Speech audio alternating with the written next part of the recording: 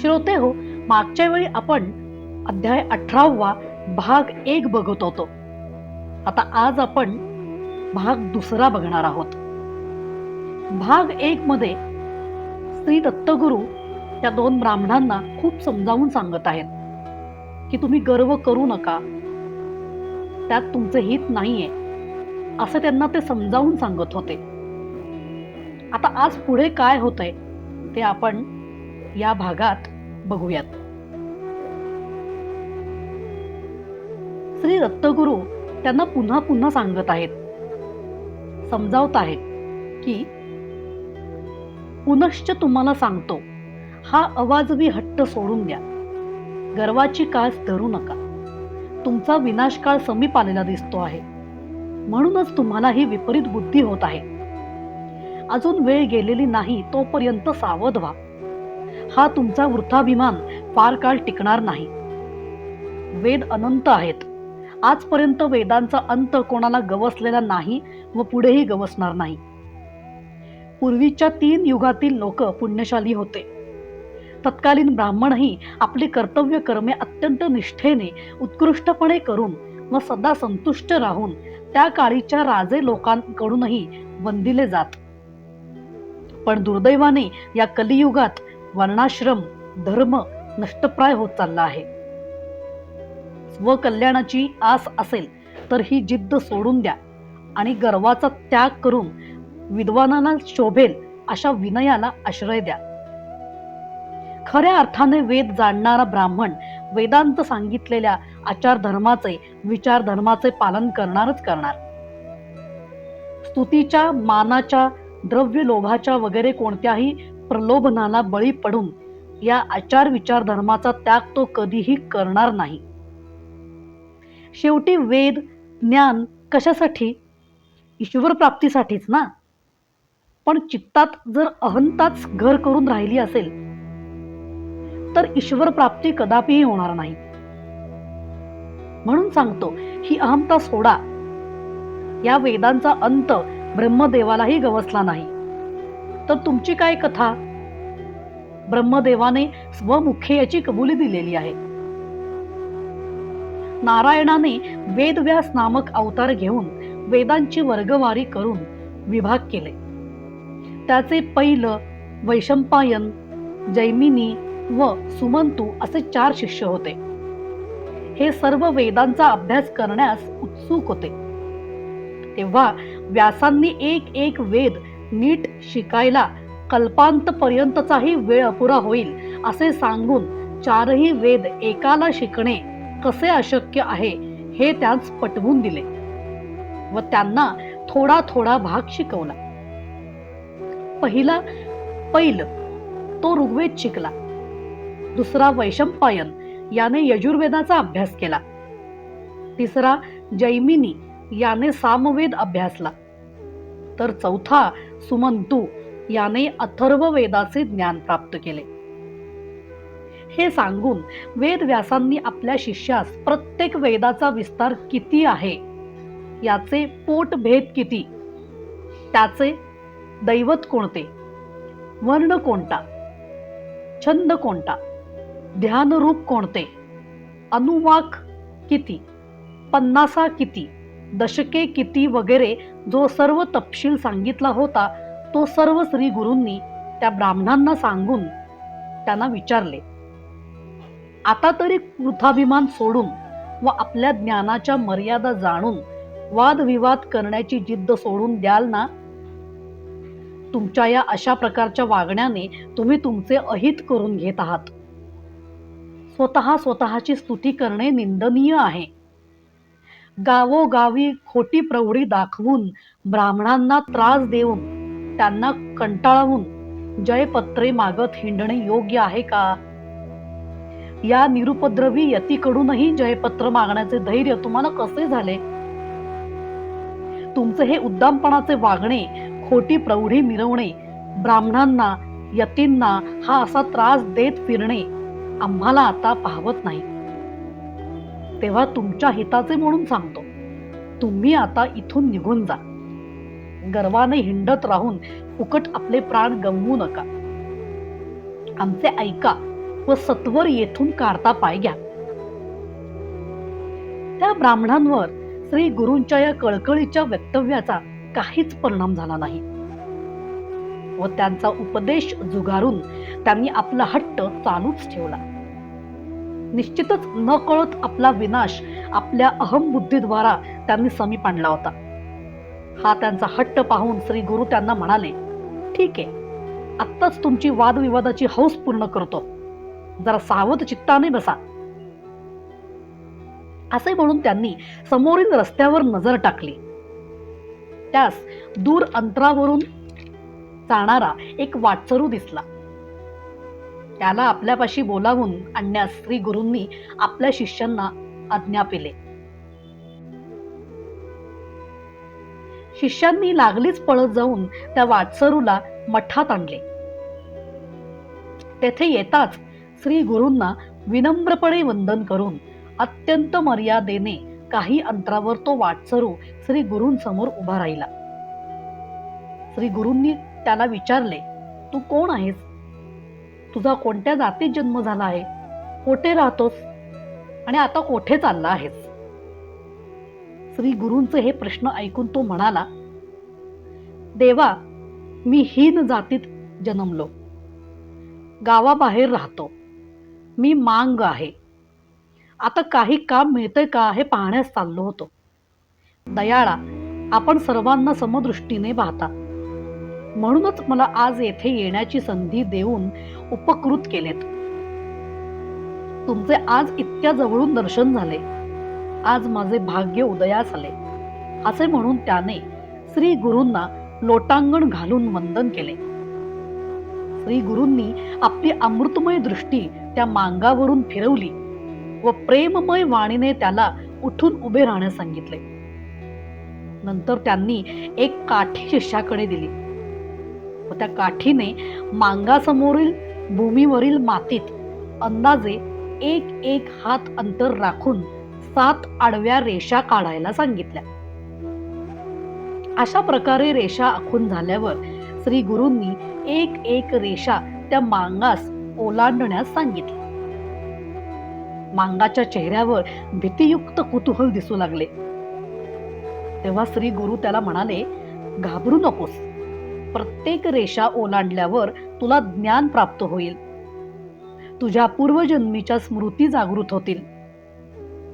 रेषा ओलांडल्यावर तुला जे काही आठवेल, दिसेल ते मला सांग व नंतर दुसरी रेषा ओलांड. श्री गुरूंची ही आज्ञा ऐकून मांगाने पहिली रेषा ओलांडली. श्री गुरूंनी त्याला विचारले, आता तू कोण आहेस? यावर त्याने आपण किरात वंशात बनराखा या नावाने वावरत आहे असे सांगितले.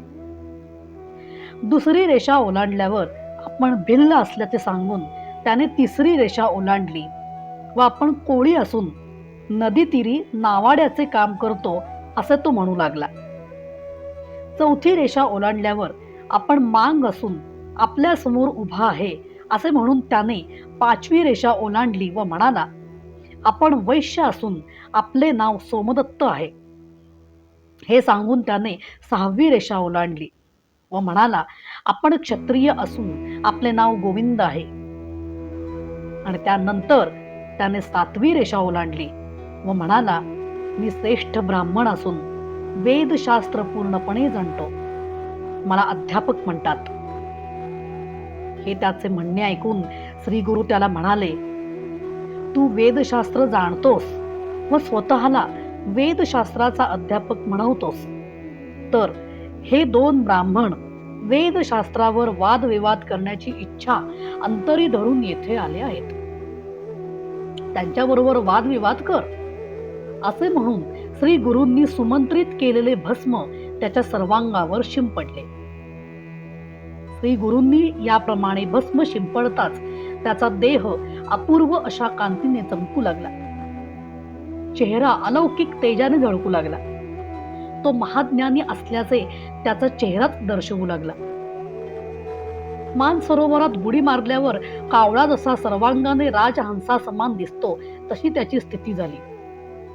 उपस्थित सर्व त्यांच्या नजरेसमोर घडत असलेला हा चमत्कार पाहून विस्मयचकित झाले, स्तंभित झाले. त्यांची मती कुंठित झाली. श्री गुरूंवरील आदराने, श्रद्धेने, विश्वासाने त्यांची मने परिपूर्ण भरली. पण या ब्राह्मणांवर त्या मानाने हा सर्व प्रकार पाहूनही फारच थोडा परिणाम झाला. ते थोडेसे गडबडले व पुढे काय घडणार या काळजीचा रंग त्यांच्या चेहऱ्यावर हळूहळू पसरू लागला. श्री गुरूंनी सुमंत्रित भस्म शिंपडल्यावर ज्ञानयुक्त ब्राह्मणत्व प्राप्त झालेला तो मांग श्री गुरूंना वारंवार मनोभावे वंदन करून त्यांची स्तुती स्तोत्रे गाऊ लागला. श्री गुरूंचा जय जयकार करू लागला. श्री गुरूंनी त्याला थांबवले व भावनांना आवर घालून प्रथम वेद पठण कर असे त्याला सांगितले. ही आज्ञा ऐकताच श्री गुरूंना शिरसाष्टांग नमस्कार घालून त्याने वेद पठणास सुरुवात केली. अत्यंत शुद्धोच्चारपूर्वक अस्खलितपणे एक सुरात खड्या आवाजात तो धडाधड रुचान मागून रुचा म्हणू लागला. सर्व उपस्थित आश्चर्याने अवाक झाले. त्याच्याकडून चाललेले हे वेद पठण ऐकून ब्राह्मणांची तर बोबडीच वळली. त्यांचे कान बधीर झाले. भीतीने त्यांच्या पोटात गोळा उठला. त्यांचे सर्वांग थरथर कापू लागले. त्यांना आपली नजर वर करवेना. वादविवाद करण्याची ती हौस चित्त आतल्या आत जिरली. आता आपले काय होणार या काळजीने ते काळे टिक्कर पडले. थोड्याच वेळापूर्वी आपल्याला स्वर्ग फक्त 2 बोटे उरला अशा भ्रमात जयपत्राच्या आशेने हवेत तरंगणारे अक्षरशः भुईसपाट झाले व त्यांनी श्री गुरूंचे चरण धरले व म्हणाले, देवा, आम्ही महापापी आहोत. तुमची योग्यता आम्ही जाणली नाही. तुम्ही परोपरीने केलेला उपदेश मानला नाही. आता आम्ही तुमची क्षमा तरी कोणत्या तोंडाने मागणार? आम्ही लोभाने, गर्वाने उन्मत्त होऊन हा आमचा विनाश स्वहस्ते ओढवून घेतला आहे. देवाधिकांकडून वंदिल्या जाणाऱ्या ब्राह्मणांना आम्ही तुच्छ लेखले. पदोपदी त्यांचा अवमान केला. तुमच्या समोरही आम्ही उद्धटपणा सोडला नाही. देवा, आमचे आता काय होणार? केव्हा व कोठे आम्ही ही पापे फेडणार? कोण आम्हाला आधार देईल? तुमच्या अंतकरणात दया ओतप्रोत भरलेली दिसत असली तरी आमच्या या पापांच्या राशींचे डोंगर पाहून तुम्ही तरी आम्हाला क्षमा कशी करणार? दयावंता, आम्हाला वाचवा. तुम्हीच सर्वांचे पोषण करते आहात. त्रिमूर्ती व जगद्गुरु आहात. तुम्ही गौरी शंकराचे अवतार आहात. सर्व प्राणी मात्रांवर तुम्ही दयेचा वर्षाव करता.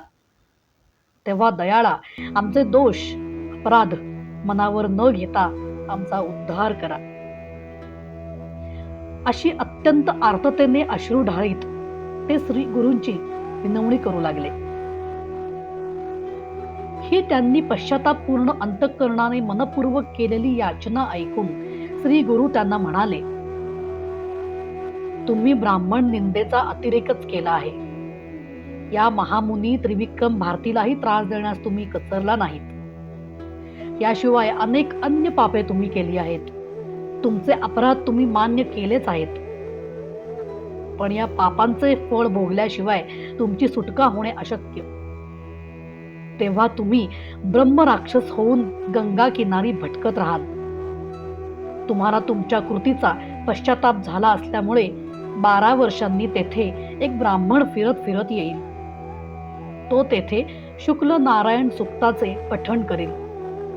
ते सुक्त मनोभावे ऐकल्यावर तुमच्या सर्व पापांचा विनाश होऊन तुमचा उद्धार होईल. असे सांगून श्री गुरूंनी त्यांना अन्यत्र कोठेही न जाता लागलीच गंगा किनारी जाण्यास सांगितले. श्री गुरूंना मनोभावे वंदन करून त्यांच्या आज्ञेनुसार ते दोघे गंगा किनारी जाण्यास निघाले.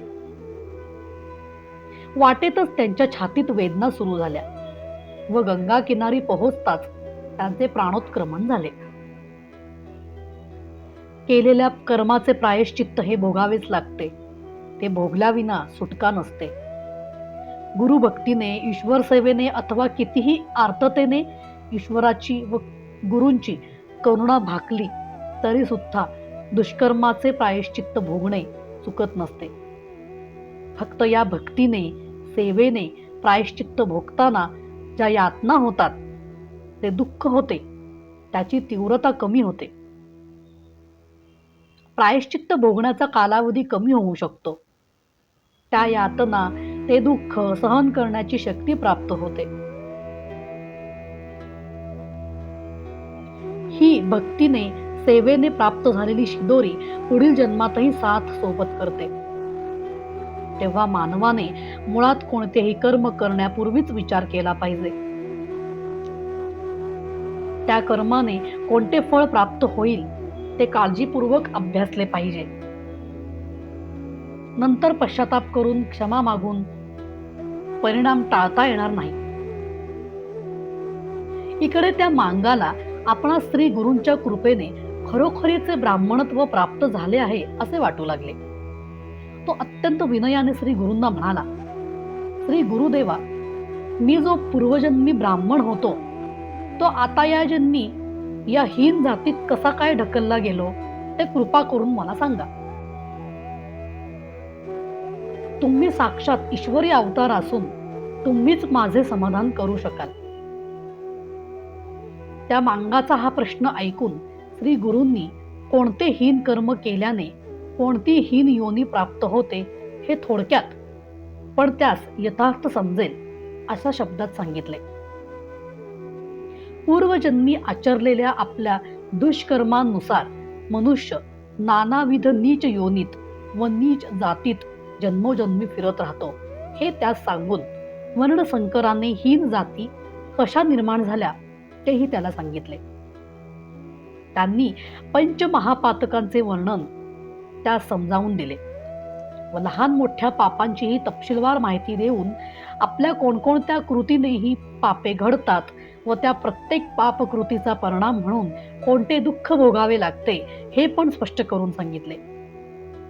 नानाविध पापांचा परिहार कसा करावा, त्यांच्या निवारणार्थ कोणकोणती प्रायश्चित्त करावीत, कोणास काय दान द्यावे, उपवास कोणते, किती दिवस व कशा पद्धतीने करावेत, व्रते कोणती, कशा व कोणत्या तीर्थस्थानी करावीत, कोणत्या जपमंत्राचा आधार घ्यावा वगैरे सर्व त्यास सांगून जगद्गुरूंच्या दर्शनाने, सद्गुरूंच्या अनुग्रहाने, पश्चातापाने काही प्रकारच्या पापांचे परिमार्जन होऊ शकते असे त्याला सांगितले. हे सर्व सांगून ते त्याला म्हणाले, तू पूर्वीच्या 7व्या जन्मी ब्राह्मण असताना त्या जन्मी तू माता, पिता व गुरु यांना दूषणे देत राहिलास. जीवनभर त्यांचा अवमान, द्वेष करत राहिलास. म्हणून आता या हीन जातीत जन्म घेतलास. आता तू पूर्ण महिनाभर या संगमावर स्नान करून काही ईश्वर चिंतन करीत व्रतस्थ राहिलास तर तुझ्या पापांचा नाश होऊन पुनरपी तू ब्राह्मण योनीत जन्म पावशील. हे ऐकून तो मांग म्हणाला, स्वामी महाराज, मी तर तुमच्या दर्शनानेच शुद्ध झालो आहे. तुमच्या कृपेने, प्रेममय दृष्टीने मी ज्ञानी झालो आहे. वेद पठणही करतो आहे. तेव्हा आता मला ब्राह्मणात सामील करून पावन करा. यावर श्री गुरु म्हणाले, हे कसे शक्य आहे? मांगाचे रक्त मांस तुझ्या शरीरात आहे. मांग असलेल्या माता पित्याच्या पोटी तुझा जन्म झालेला आहे. तेव्हा तुला ब्राह्मण कसे करणार? मी जरी तुला ब्राह्मण मानले तरी हा समाज कसे मानेल? यावर तो मांग म्हणाला, देवा, लोखंडाला परिसर स्पर्श होताच त्याचे सुवर्ण बनते, पण पुनरपी त्या सुवर्णाचे अन्य कोणत्या धातूत रूपांतर कधी झाले आहे काय?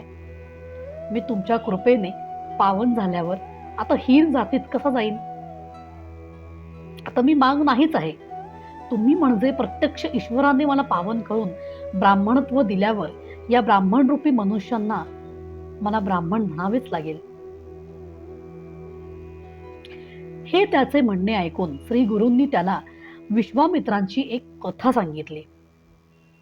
ही विश्वामित्राची कथा त्या मांगास सांगून श्री गुरु म्हणाले, तू पण या देहाचे विसर्जन होईपर्यंत थांब. त्यानंतर निश्चितच तुझा ब्राह्मण कुळात जन्म होईल व तुला सर्वजण ब्राह्मण समजतील. पण एवढे सांगूनही त्या मांगाची समजूत काही पटेना. तो आता आपण ब्राह्मणच आहोत असे सारखे घोकू लागला. एवढ्यात त्याची बायको मुलांसह तेथे आली व त्याच्यापाशी जाऊ लागली. ते पाहून तो मांग आपल्यापासून दूर राहा, आपल्याला स्पर्श करू नको असे सांगून, मी तुमचा कोणीही नाही, माझे तुमच्याशी काही नाते उरले नाही, मी तुमचा त्याग केला आहे असे म्हणू लागला. पत्नीने हे ऐकताच हंबरडा फोडला व श्री गुरूंकडे वळून ती म्हणाली, देवा, माझ्या पतीस भूतबाधा झालेली दिसते, त्याला वेड लागले आहे काय असे वाटते. तो माझा मुलाबाळांचा त्याग केल्याचे बोलत आहे. या मुलाबाळांचे पोषण मी एकटी कशी काय करणार, मला कोणाचा आधार मिळणार. या माझ्या पतीवर काही इलाज करा, त्याला समजुतीच्या 4 गोष्टी सांगा. ही त्याच्या पत्नीची विनवणी ऐकून श्री गुरु त्या मांगास म्हणाले, मी सांगितलेले ऐक व या पत्नीसह मुलांसह घरी जा. अशा रीतीने पत्नीचा मुलांचा त्याग करणे महापाप आहे व हे पाप जर तुझ्याकडून घडले तर पुढील जन्मी प्राप्त होणारे ब्राह्मणत्वही दुरावेल. तू ब्राह्मण आहेस या भ्रमात राहू नकोस. पुढील जन्मापर्यंत वाट पहा, माझे ऐक व सरळ घरी जा. असं सांगितल्यावरही त्याच्यावर काहीच परिणाम होईना. हे पाहून श्री गुरूंनी जरा विचार केला. तेव्हा त्यांच्या ध्यानी आले की सुमंत्रित भस्म जे त्याच्या शरीरावर आहे त्याचा हा परिणाम असून ते दूर केल्याशिवाय त्याचा हा भ्रम दूर होणार नाही. त्यांनी आपल्या शिष्याला सांगितले की गावातील एखाद्या लोभी माणसाला बोलावून आणा व त्याच्या हातून याला असे व्यवस्थित स्नान घाला की जेणेकरून त्याच्या शरीरावरील सर्व भस्म निघून गेले पाहिजे. त्या शिष्यांनी याप्रमाणे करताच तो पुनश्च अज्ञ झाला व आपण ब्राह्मण असल्याचे तो पूर्णपणे विसरला. धावतच तो आपल्या पत्नीपाशी व मुलाबाळांपाशी गेला. तो मांग त्या कुटुंबियांसह घरी गेला. तेथील उपस्थित सर्व जे हा प्रकार पाहत होते त्या आश्चर्याने दिग्मूढ झाले. तेथे असलेल्या महामुनी त्रिविक्रम भारतीने श्री गुरूंस विनयपूर्वक विचारले, त्या पतिताला आपण ज्ञानी केले असतानाही त्याला स्नान घालताच तो पुनरपी अज्ञानी कसा काय झाला.